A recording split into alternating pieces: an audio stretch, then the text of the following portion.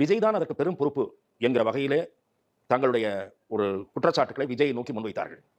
திமுகவும் அதனுடைய சில கூட்டணி கட்சிகளும் விஜய் இந்த சம்பவத்தின் காரணமாக அதிர்ந்து போய்விடுவார், முடங்கி போய்விடுவார், இந்த பழியை தாங்க முடியாமல் முடங்கி விடுவார், அல்லது மக்களே கூட விஜயை வெறுத்து விடுவார்கள் என்றெல்லாம் கணக்கு போட்டார்கள்.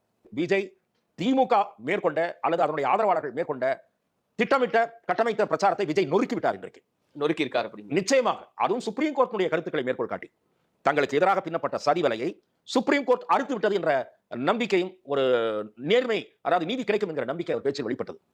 ஆளுங்கட்சிக்கு ஒத்து வருகிற ஜால்ராக்களுடைய அந்த ஜால்ராக்கள் பதில் சொல்ல முடியாதபடி உச்சநீதிமன்றத்தை கையில் எடுத்துக் கொண்டார். அந்த அப்சர்வேஷன்ஸை கையில் வைத்துக் கொண்டார். அதைவிட மிக நையாண்டியாக நக்கலாக ஒரு கேள்வியை விஜய் சொன்னார். என்னன்னா, கோடிக்கணக்கில் ஃபீஸ் கொடுத்து வச்சுக்கல வக்கீலுங்க டனர் நாங்க பாத்தீங்களா அப்படின்னு கேட்டார். ஆமா, மக்கள் திலகம் எம்ஜிஆர் அவர்களை மையப்படுத்தி இனி அவரது அரசியல் பயணம் இருக்கும் என்கிற வகையிலே அவருடைய பேச்சில் சமிக்ஞை கிடைத்திருக்கிறது.